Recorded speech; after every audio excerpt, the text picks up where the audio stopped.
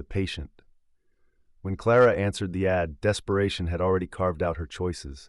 The job seemed too good: room, board, and generous pay to care for Mr. Halbrook, a stroke victim rendered mute and motionless. The agency painted him as a shell: no comprehension, no movement, no hope. Just basic maintenance of a breathing corpse in a decaying estate where shadows pooled like spilled ink. Perfect for someone with limited options, the caseworker had said, eyeing Clara's trembling hands and the bruises still yellowing on her throat from her last job. No questions asked. Cash weekly. Isolation guaranteed. She moved in that same night.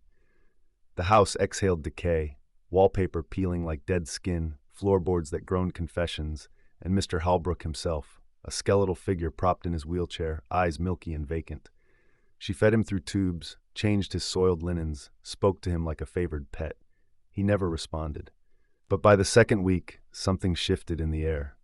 A wrongness that made her skin crawl. His eyes weren't vacant anymore. They tracked, followed her movements with predatory patience.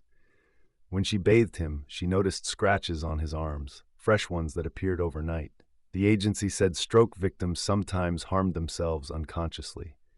She started finding things moved. Her toothbrush relocated. Her diary opened to pages she hadn't written. Personal items rearranged with surgical precision, as if someone were studying her routines, cataloging her habits. The locks didn't help. New ones appeared broken within days.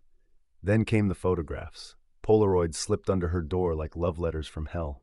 Clara sleeping, Clara undressing, Clara weeping in the shower, unaware she was being consumed by unseen eyes. Each image was time-stamped, dated, organized with clinical obsession. On the back of the latest photo, someone had written in shaking script, "Day 23, subject adaptation proceeding normally." That night, she tried to leave. The car wouldn't start. The phone lines were cut. Even her cell phone showed no signal, as if the house itself had swallowed all connection to the outside world. She barricaded herself in her room and waited for dawn. She woke bound to her bed, limbs stretched taut, mouth stuffed with cloth that tasted of chemicals and despair. Camera flashes strobed like lightning, each burst revealing Mr. Halbrook standing over her, not just standing, but moving with fluid grace, operating equipment with practiced hands. "Day 24, he whispered, his voice like rustling leaves over graves. "Subject has reached optimal psychological conditioning."